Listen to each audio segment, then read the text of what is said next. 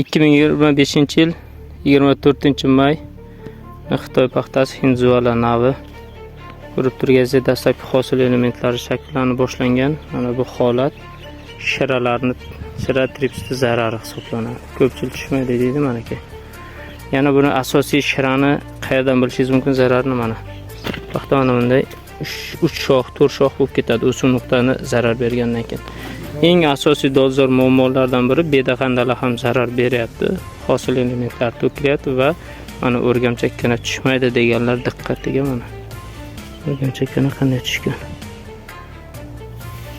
To'g'ri hosil qilib mana.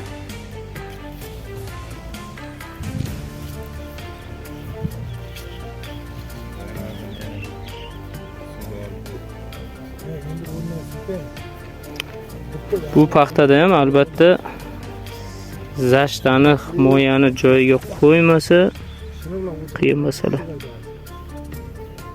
Shunga ehtiyotkorlik bilan yondashish kerak bo'ladi.